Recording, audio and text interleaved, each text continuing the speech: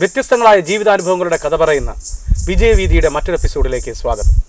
ഇന്ന് നമുക്ക് അതിഥിയായി കിട്ടിയിരിക്കുന്നത് ഒരുപക്ഷെ ഭാരത സംസ്കാരത്തിൻ്റെ തന്നെ ഒരു ഏട്, അതായത് ആയുർവേദം എന്ന മഹത്തായ ഒരു ഭാരത സംസ്കാരത്തിൻ്റെ പാരമ്പര്യത്തോട് ഒട്ടി നിൽക്കുന്ന ഒരു ഘടകത്തിനെ സാധാരണ ജനങ്ങളിലേക്ക് എത്തിക്കുന്നതിന് വേണ്ടി വളരെയധികം പരിശ്രമിക്കുകയും എന്നാൽ ആയുർവേദത്തിനെക്കുറിച്ച് പാരമ്പര്യമായിട്ട് ഒന്നും അവകാശപ്പെടാനില്ലാത്ത എന്നാൽ ആയുർവേദത്തെ വളരെയധികം പ്രൊമോട്ട് ചെയ്യുന്ന പയ്യന്നൂർ ഭാഗത്തെ കേശവതീരം എന്ന ആയുർവേദ ആശുപത്രിയുടെ ഉടമസ്ഥനും നടത്തിപ്പുകാരനും ഒക്കെയായ ശ്രീമാൻ വിഷ്ണു നമ്പൂതിരിയാണ് നമ്മളോടൊപ്പം ഇന്ന് കൂടെയുള്ളത്.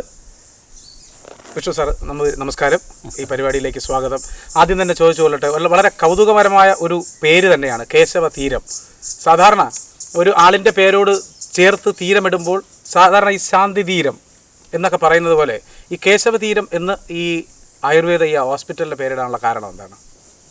അച്ഛൻ്റെ പേര് കേശവൻ എന്നായതുകൊണ്ടാണ് കേശവതീരം എന്ന് പറയുന്നത്. ഈ ആയുർവേദവുമായിട്ട് എന്തെങ്കിലും പാരമ്പര്യമുണ്ടോ? പാരമ്പര്യമായിട്ട് ആയുർവേദത്തോടുള്ള താല്പര്യം മാത്രമാണ് കുടുംബത്തിനുള്ളത്, ചികിത്സയായിട്ട് ഉണ്ടായിട്ടില്ല. ഇല്ല. അപ്പം എനിക്ക് തോന്നുന്നു ഈ ആയുർവേദം എന്തുകൊണ്ടാണ് അങ്ങനെ അതിലൂടെ തന്നെ ഇഷ്ടപ്പെടാനുള്ള കാരണം എന്താണ്?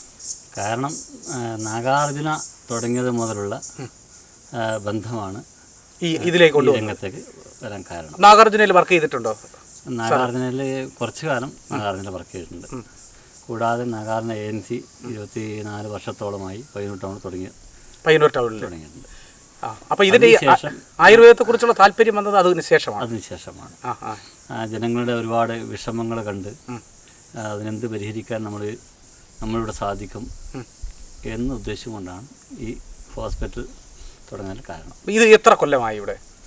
2006 ഹോസ്പിറ്റൽ തുടങ്ങിയത്. 2006 അതെ. 2006 ഹോസ്പിറ്റൽ തുടങ്ങുമ്പോൾ ഇത്രയും സൗകര്യങ്ങളുണ്ടായിരുന്നു? ഉണ്ടായിട്ടില്ല. അന്ന് 7 റൂം മാത്രമേ ഉണ്ടായിട്ടുള്ളൂ. പിന്നീടാണ് ഇപ്പോൾ ഇത്രയും സൗകര്യങ്ങൾ വന്നത്. ഈ രണ്ടാമത്തെ നില പിന്നീടാണ് ചെയ്തത്. ഈ എന്തുകൊണ്ടാണ് ഈ ആയുർവേദത്തിനോട് ഇത്രയും ഒരു എന്താ പ്രത്യേക ഒരു മമത തോന്നാനുള്ള കാരണം? ഇപ്പോൾ ഒന്നാമത് പുതിയ തലമുറയെ സംബന്ധിച്ചിടത്തോളം ഇപ്പോൾ ഹോമിയോപ്പതിയുണ്ട്, അലോപ്പതിയുണ്ട്, ആയുർവേദമുണ്ട്. ഇപ്പോൾ പെട്ടെന്നൊരു അസുഖം വന്നു കഴിഞ്ഞാൽ സാധാരണ പുതിയ ഒരു തലമുറ അല്ലെങ്കിൽ ഇപ്പോഴത്തെ ഒരു ജനറേഷൻ ഓടിച്ചെല്ലാറുള്ളത് ഈ അലോപ്പതിയാണ് ആശ്രയിക്കാറുള്ളത്. എന്തുകൊണ്ടാണ് ഇങ്ങനെയുള്ള ഒരു ചുറ്റുപാടിൽ നിന്ന് വന്നതുകൊണ്ടാണോ ആയുർവേദത്തോടൊരു മമത തോന്നാനുള്ള കാരണം?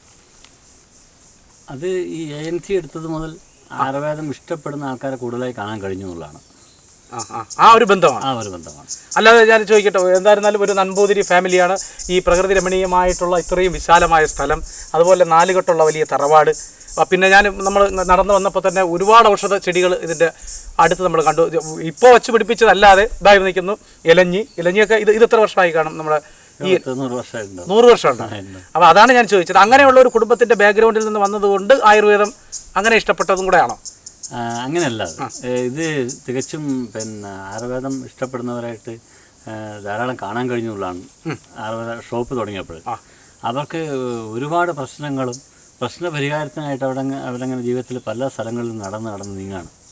അപ്പോൾ ഇത് ഓരോ സ്ഥലങ്ങളിലും ആഴ്ചകളിലും 2 ആഴ്ചകളിലും ഇങ്ങനെ കിടന്ന് രോഗം ഭേദമാവാതെ ഇങ്ങനെ പോകുന്നൊരവസ്ഥ കാണാൻ കഴിഞ്ഞുള്ളതാണ്. അപ്പോൾ നമ്മളൊരു കുടക്കീഴിൽ തന്നെ സൗകര്യങ്ങളെല്ലാം ഒരുക്കണം. ഒരു സ്ഥലത്ത് പോയാൽ തന്നെ എല്ലാ ചികിത്സകളും കിട്ടത്തക്ക സംവിധാനം വേണമെന്ന് തോന്നിയതിൻ്റെ അടിസ്ഥാനത്തിലാണ് ഇങ്ങനെ ഒരു സ്ഥാപനം തുടങ്ങാൻ കാരണം. അപ്പോൾ ഇവിടെ ഇപ്പോൾ എന്തൊക്കെ ചികിത്സകളുണ്ട്? ആയുർവേദത്തിൽ പറയുന്ന ഏതൊക്കെ ചികിത്സകളുണ്ട്? ആയുർവേദത്തിൽ പറയുന്ന കിട്ടാവുന്ന എല്ലാ ചികിത്സകളും ഇവിടെ നടക്കുന്നുണ്ട്. ഇവിടെ നിങ്ങൾ പഞ്ചകർമ്മ ചികിത്സ എന്ന് പറയുന്ന എല്ലാ ട്രീറ്റ്മെൻറ്റും മൊത്തത്തിൽ ചെയ്യുന്നുണ്ട്. സംബന്ധമായുള്ള ചികിത്സകളുണ്ട്, ത്വക്കുരോഗ സംബന്ധമായ ചികിത്സകളുണ്ട്, അങ്ങനെ തന്നെ നേത്ര വിഭാഗം ഇവിടെയുണ്ട്. ഇതിലൊക്കെ പിന്നെ മിക്കവാറും എല്ലാ ചികിത്സകളും മാനസിക അതിനുള്ള ചികിത്സകളുണ്ട്, അതൊക്കെ ഇവിടെയുണ്ട്. അപ്പോൾ ഇത് പിന്നെ സ്വാഭാവികമായും ഇവിടെ എത്ര ഡോക്ടേഴ്സ് ഉണ്ട്? വിസിറ്റിംഗ് ആയിട്ടുള്ളവരാണോ സ്ഥിരമായ ഡോക്ടേഴ്സും വിസിറ്റിംഗ് ഡോക്ടേഴ്സായിട്ടും ഉണ്ട് ഇവിടെ ഉണ്ട്. എത്ര പേര് ഇതിൽ ഡോക്ടേഴ്സ് ആയിട്ടുണ്ട്? 6 ഡോക്ടർ ഇപ്പം നിലവിലുണ്ട്. ബാക്കിയുള്ള സ്റ്റാഫുകൾ ഒരു 18ഓളം സ്റ്റാഫ് ഇവിടെ ഉണ്ട്. 18ഓളം? അതെ. ഈ ആയുർവേദം എന്ന് പറയുന്ന ഒരു ഇതിന് മറ്റ് അലോപ്പതിയുമായിട്ട് നമ്മൾ കമ്പയർ ചെയ്ത് നോക്കുമ്പോൾ ഇതിന് ചികിത്സയ്ക്ക് ഒരു സീസൺ ഉണ്ട്. ജനറൽ ചികിത്സകൾക്ക് മഴക്കാലമാണ് അനുകൂലം. എന്തുകൊണ്ടാണ് അങ്ങനെ മഴക്കാലം ആയുർവേദത്തിൽ നമ്മൾ തിരഞ്ഞെടുക്കുന്നത്? എല്ലാം പിന്നെ കാരണം ഒന്നാമത് ഈ ചൂടാണ്. ഈ നമ്മൾ ഈ കിഴിയോ പിടിക്കുമ്പോൾ നല്ല ചൂടാണ്. പ്രകൃതിയിലെ ചൂടും ഈ ചൂടും തമ്മിലാകുമ്പം അത് സഹിക്കാൻ പറ്റില്ല. അപ്പോൾ അതുകൊണ്ടാണ് ഈ ജനറൽ ചികിത്സകളൊക്കെ മഴക്കാലത്തേക്ക് മാറ്റി വെക്കുന്നത്. അപ്പോൾ ഏറ്റവും കൂടുതൽ ഈ ഇതിൻ്റെ ചികിത്സയ്ക്ക് ഏറ്റവും കൂടുതൽ തിരക്ക് അനുഭവപ്പെടുന്നത് മഴക്കാലത്താണ്. അതേസമയത്ത് ചില ചികിത്സകൾ വേനൽക്കാലത്ത് മാത്രം ചെയ്യുന്നുണ്ട്.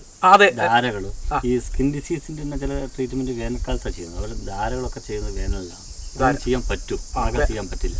അങ്ങനെയുള്ള ഇതൊക്കെ വേനൽക്കാലത്ത് മാത്രമേ പറ്റൂ. വേനൽക്കാലത്ത് അപ്പോൾ അത് സീസണെ ആശ്രയിച്ചിരിക്കുന്നു. ചില ട്രീറ്റ്മെൻറ്റ് അങ്ങനെ നിൽക്കുന്നുണ്ട്.